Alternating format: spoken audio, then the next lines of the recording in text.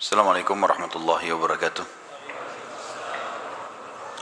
Alhamdulillah, selalu kita memuji Allah subhanahu wa ta'ala, zat yang paling pantas untuk dipuji, dicintai, dihormati dan ditunduki. Karena memang kata kuncinya la ilaha illallah, la ma'buda bihaqqin illallah. Tidak ada Tuhan yang berhak disembah di langit dan di bumi kecuali Allah. Dan dia telah menggantungkan segala kebutuhan kita yang kita butuhkan untuk roda kehidupan di muka bumi dengan memuji namanya Alhamdulillah. Maka sangat wajar kalau kita selalu mengucapkan kalimat yang mulia ini. Juga kita banyakkan salam hormat kita kepada manusia terbaik yang telah membawa kepada kita hukum halal haramnya Sang Pencipta, sehingga kita punya panduan hidup.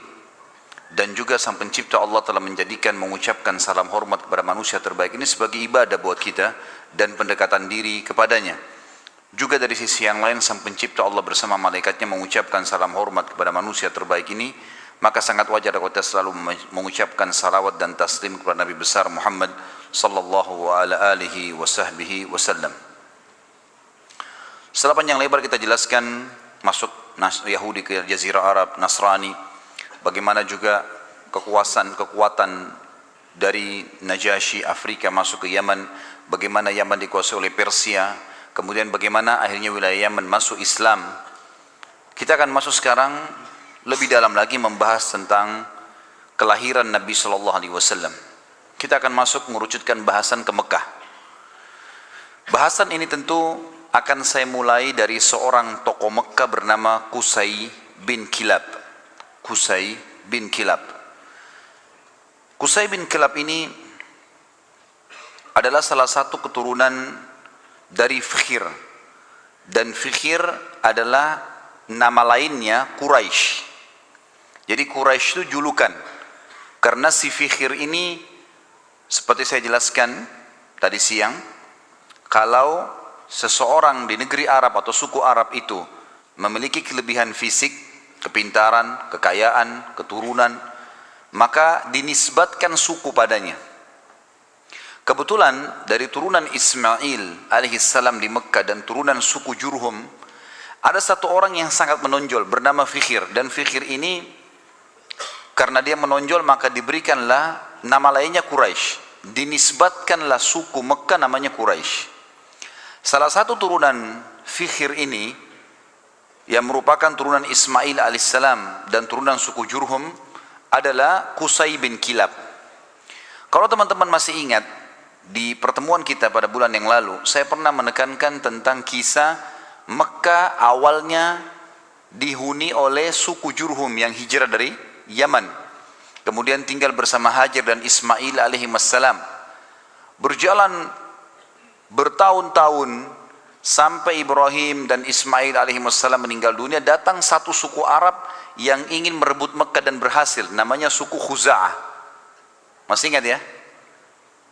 Tidak ada suara, senyap, berarti memang lupa semua.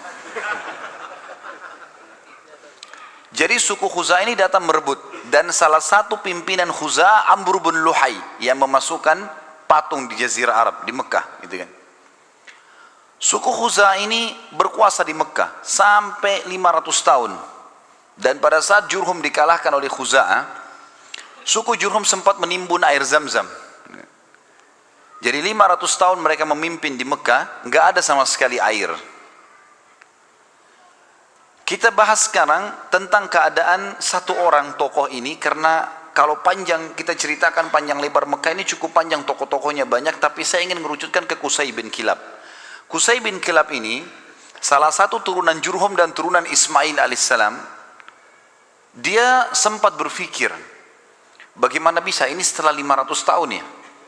Bagaimana bisa Mekah ini yang tadinya dikuasai oleh suku dia Jurhum dan juga kakeknya Ismail alaihissalam direbut oleh Khuza'ah.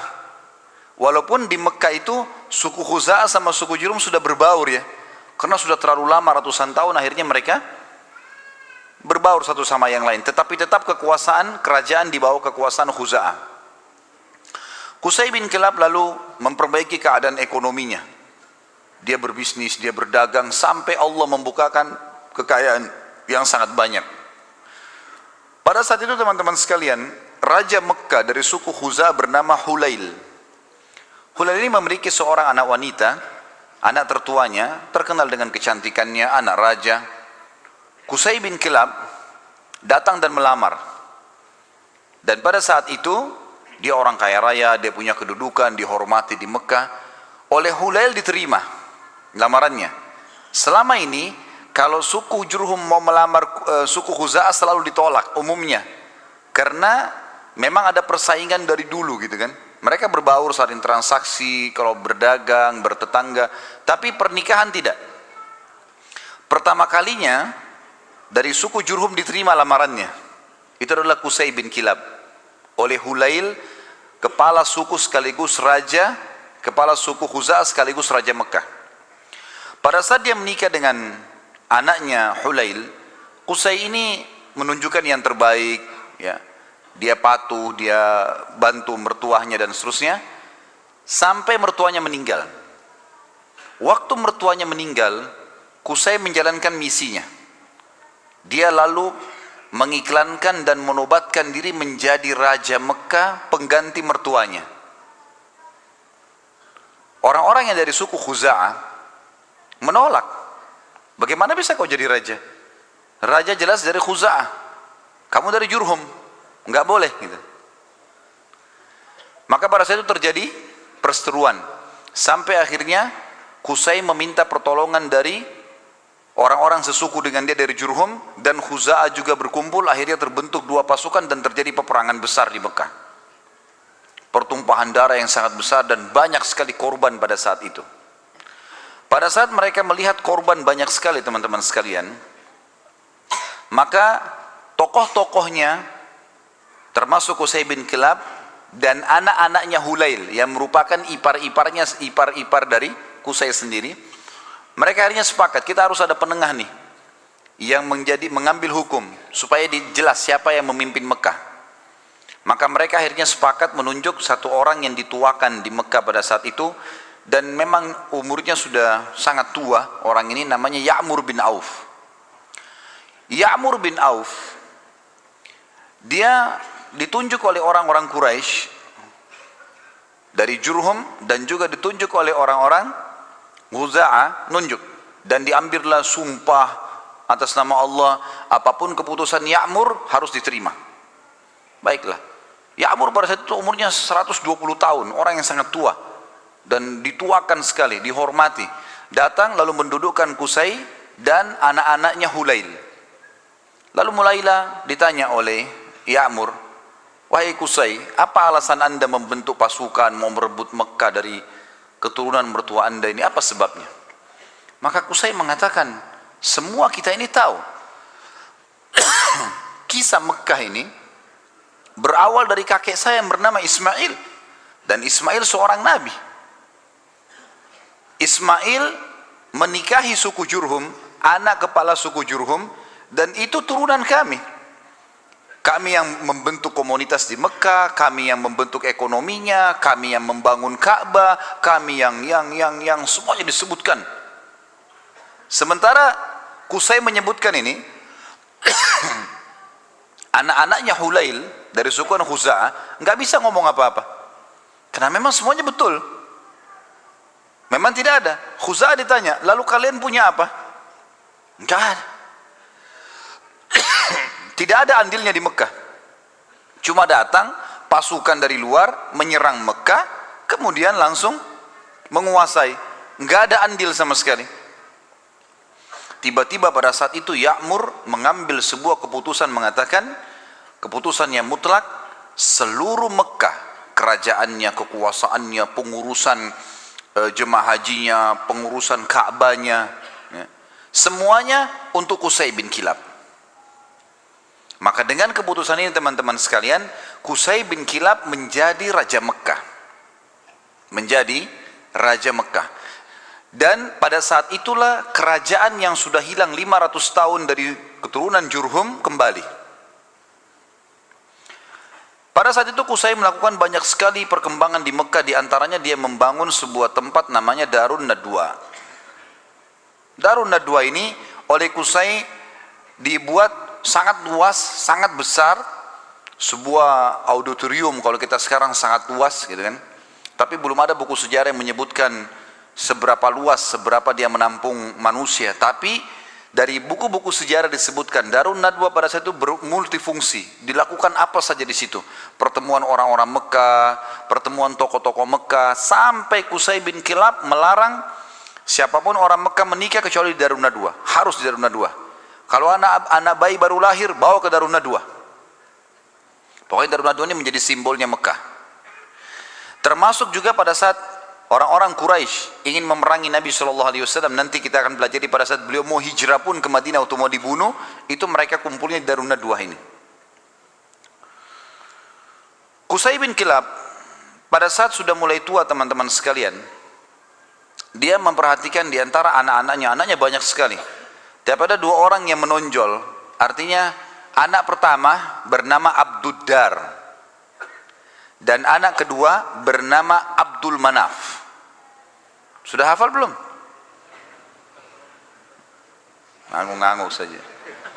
Allahu a'lam. Faham atau enggak tahu. Abduddar dan Abdul Manaf. Abduddar anak pertamanya si Qusay. Abdul Manaf anak kesekian.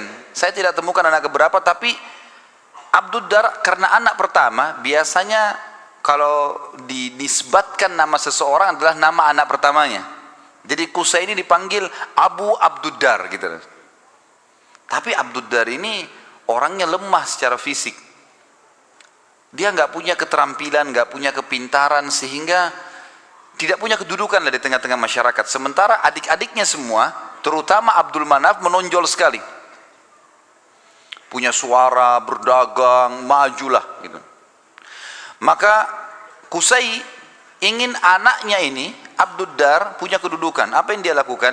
Pada saat dia mau meninggal, dia tulis sebuah keputusan surat, kalau saya meninggal, semua kerajaan, semua pengurusan Ka'bah, jemaah haji, itu di tangan Abduddar. Waktu Qusay meninggal dunia, surat dibuka, ditemukan tertulis seperti itu, maka semua anak-anaknya patuh. Keputusan raja. Abduddar akhirnya menjadi raja. Berjalan waktu teman-teman sekalian, Abduddar wafat. Pada saat wafat, keturunan Abduddar mau melanjutkan kerajaan ayahnya, tapi turunan Abdul Manaf tidak setuju, nggak bisa. Abduddar ini, paman kami dulu ini, ayah kalian, itu dipilih oleh kakek kita semuanya, Qusay, karena dia nggak punya kedudukan dan kemuliaan, sudah dikasih dan sudah berhasil. Sekarang nggak bisa kembali kepada kalian. Harusnya ini dibagi rata.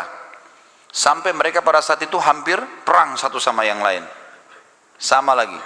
Dicarilah hakim di antara mereka dan akhirnya kesimpulannya dibagi. Pembagian ini teman-teman sekalian adalah dibagi Abduddar khusus mengurus keturunan Abduddar, khusus mengurus semua yang berurusan dengan jemaah haji. Sementara Abduddar mengambil alih pengurusan Ka'bah dan Darun Nadwa. Sementara Abdul Manaf mengurus jemaah haji. Dibagi dua. Kita akan sedikit sisipkan di sini teman-teman sekalian kisah tentang Darun Nadwa ini yang tadi dibuat. Kita tinggalkan dulu sebentar tadi sampai ke masalah sudah pembagian Mekah. Abduddar mengurus Ka'bah dan juga Darun Nadwa. Haji itu Abdul Manaf, ya. Jadi haji ini maksudnya mengurus jemaah haji, kasih minum, kasih makan. Mereka dulu sukanya begitu. Dan mereka ini terkenal dengan dermawannya. Tidak boleh jemaah haji beli makanan, beli minuman, dikasih semua gratis. Seperti itulah. Darun Nadwa ini punya kisah unik sedikit. Saya khawatir lupa, maka saya sisipkan di sini. Darun Nadwa tadi yang dibuat oleh Qusay bin Kilab dan menjadi simbol Mekah, kisahnya sangat unik teman-teman, kisah pembeliannya dan penjualannya. Jadi ada satu orang nanti jadi sahabat Nabi, namanya Hakim bin Huzam radhiyallahu anhu. Sebelum masuk Islam, Hakim bin Huzam ini suka mabuk. Masih di Mekah di masa jahiliyah. Dia bersahabat dekat dengan pemegang kuncinya Darun Nadwa. Jadi yang bertanggung jawab. dari turunan Abdiddar. Waktu lagi mabuk sama-sama, si pemilik kunci ini mabuk luar biasa sampai nggak sadar sudah. Si Hakim bin Huzam bilang, kau mau jual nggak Darun Nadwa dengan saya? Kata temannya lagi mabuk, iya, saya jual. Berapa harganya? Kata si mabuk ini bilang, dengan sekendi khamr. Kasih saya sekendi khamr, ambil Darun Nadwa.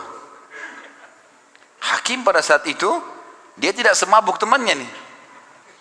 Dia lalu panggil saksi-saksi segala macam, dikasih satu kendi khamr. Darun Nadwa ini dijual oleh turunan Abdiddar. Karena sudah ada saksi, ada terang saksi, maka selesai. Akhirnya keturunan Abdiddar kehilangan Darun Nadwa gara-gara terang saksi ini tadi. Ini Darun Nadwa teman-teman sekalian terus di tangan Hakim bin Huzam sampai beliau masuk Islam. Nabi SAW biarkan saja. Di zaman Abu Bakar dia masih hidup, zaman Umar, zaman Uthman, zaman Ali, sampai di zaman kekhilafahannya Muawiyah radhiyallahu anhu majma'in, dinasti Umayyah yang pertama berdiri. Muawiyah anaknya Abu Sufyan. Abu Sufyan dulu tokoh Mekah kan gitu, radhiyallahu anhu majma'in, kan Abu Sufyan juga sempat masuk Islam di pembebasan kota Mekah. Maka pada saat itu Hakim bin Huzam di zaman Muawiyah menjual Darun Nadwa. Dijual sama dia dengan harga 100.000 dinar. Mahal sebenarnya. Tapi Darun Nadwa ini kedudukannya besar di Quraisy. Muawiyah bilang, menghardik dia, hai Hakim, ngapain kau jual Darun Nadwa dengan harga 100.000 dinar? Itu bisa tidak ada nilainya. Peninggalan dari Qusay bin Kilab, gitu kan, raja pertama Mekah setelah 500 tahun ditinggalkan oleh Jurhum, gitu. Maka kata Hakim radhiyallahu anhu, wahai Amir Mukminin, sekarang kita sudah Muslim. Penilaian mulia dan bukan mulia itu bukan dari peninggalannya Qusay bin Kilab, tapi kita pengikut Nabi Muhammad SAW. Dan saya dulu demi Allah membelinya dengan sekendi khamr. Sekarang 100.000 dinar banyak sekali. Dan Anda menjadi saksi bersama dengan seluruh muslimin yang ada di sini, kalau 100.000 dinar ini saya sedekahkan di jalan Allah. Kisahnya begitu. Jadi kisah Darun Nadwa, karena tadi kita sempat singgung, ada proses pembelian lepas dari tangan keturunan Abdiddar dan bagaimana proses penjualannya setelah itu. Tentu sekarang sudah tidak ada semuanya ini, tapi ini kisah pada saat itu. Baik, kita kembali teman-teman sekalian ke kisah kita. Abdul Manaf, tadi kan Abdiddar sama Abdul Manaf. Sekarang Abdiddar sudah kita sebutkan, diantaranya mereka menguasai Ka'bah dan Darun Nadwa. Dan sudah dijual, tinggal Ka'bah, perawatan Ka'bah, kiswahnya segala macam urusan mereka. Abdul Manaf bertanggung jawab tentang jemaah haji, kan itu. Abdul Manaf ini teman-teman sekalian punya seorang anak bernama Hashim. Hashim ini punya anak bernama Syaibah. Garis bawahi nama Syaibah ini. Tadi sudah makan siang belum ini? Banyak nama yang harus dihafal nih. Kita kerucutkan bahasan tentang Abdul Manaf punya anak namanya Hashim. Hashim punya anak Syaibah. Garis bawahi Syaibah ini. Kita akan bahas Syaibah ini. Hashim ini ayahnya Syaibah. Waktu menikah dengan istrinya, ibunya si Syaibah, karena mulianya, ini tradisi jahiliyah dulu ya, karena kedudukan si ibunya Syaibah ini tinggi di sukunya, anak kepala suku, maka ismah itu cerai di tangannya ibunya. Ibunya bisa menceraikan suaminya, hukum dulu. Berjalan waktu, meninggal Hashim. Syaibah ini ikut sama ibunya ke perkampungan ibunya. Ada satu ya, anaknya atau saudaranya Hashim ya. Saudaranya Hashim ini, jadi Abdul Manaf punya beberapa anak, diantaranya Hashim yang punya anak Syaibah, ada juga anaknya yang lain bernama Muttalib. Anaknya si Abdul Manaf ini. Muttalib ini namanya orang, ya.